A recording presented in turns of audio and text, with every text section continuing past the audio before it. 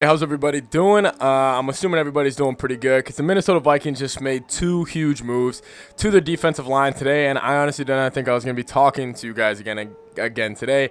Little late night upload from me, of course. The Vikings, they did just go sign, or they're in the works of signing Sheldon Richardson, and they also restructured Danielle Hunter's contract, giving him a $5.6 million signing bonus and moving more of the money to the immediate future of his deal and kind of extending him. And they really worked it out, and it's a claps up to Rick Spielman. As always, I've been kind of on this whole notion the whole offseason. Rick Spielman is getting it done. We're going to be talking about this from a football perspective after the intro, kind of what this means for the Vikings O-line and who I really expect to be rolled out there week one. And I think this just adds a ton of depth, and I'll get into it. If you guys are new here, like the video, comment down below. Best way to help me out. Seriously, it means a ton. It will get my videos out there to more people, and it would really mean a lot too. And it just shows you guys are liking the videos. Anyways, let's talk about Sheldon Richardson and Danielle Hunter right now.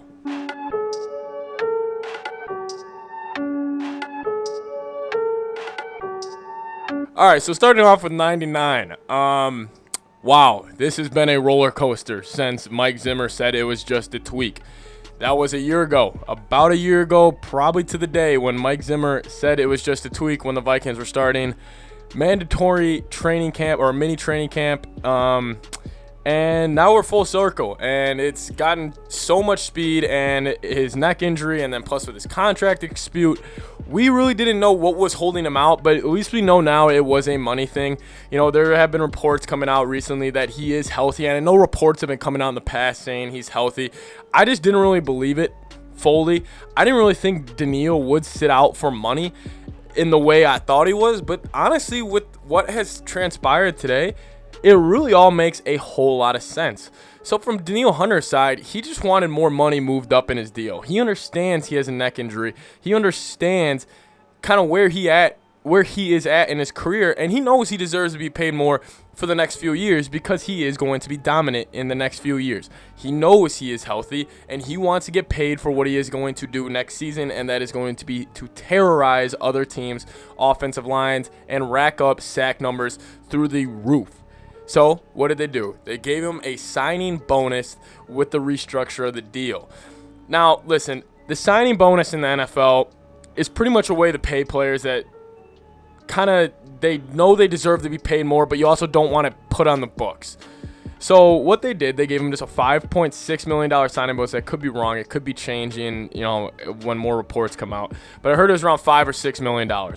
So anyways, the Minnesota Vikings decided to give him a signing bonus and move more of the money that was in the back half of his deal in the last 3 years and move him up to these upcoming next few seasons, which is great for Danielle. He'll be getting compensated for the work he's doing over these next 2 seasons, which is really his prime. You know, these next 2 years, he's 26 years old. He's going to be playing as a 26 and 27-year-old, and he is going to terrorize defenses. He is going to dominate, and I am very excited to see it. And it has also been reported that he will report to mandatory training camp. That is huge. I've been saying this on OTAs. I think the Vikings have obviously a very talented group, but there's a lot of new faces there in the building. There's a lot of new faces kind of on, especially the defensive side of the ball. And I just wanted him there for there can be sort of a camaraderie starting to build. You know, if you look at all the guys we brought in this offseason, it's starting to add up. You know, if you look at from where they were when they lost that Saints game in 2019 in the playoffs, when we lost to the San Francisco 49ers after we beat the Saints. You look at that defense and who we brought in since then. I mean, it's a complete overhaul. We're bringing in Michael Pierce, Dalvin Tomlinson, Brashad Breeland, and Patrick Peterson.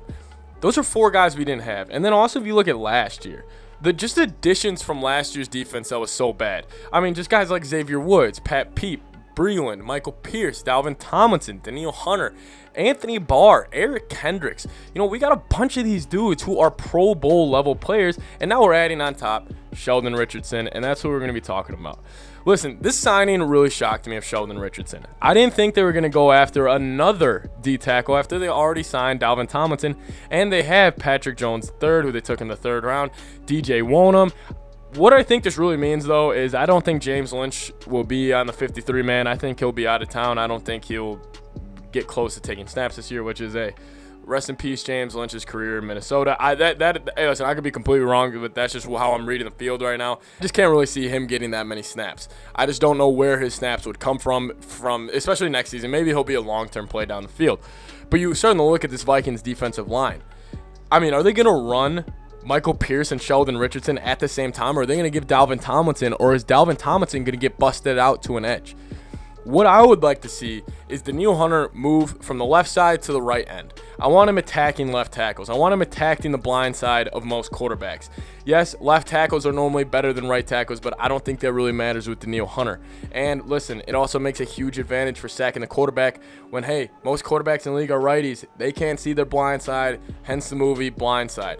Listen, and then also if you move to the middle of the offensive line or defensive line, Michael Pierce, Sheldon Richardson.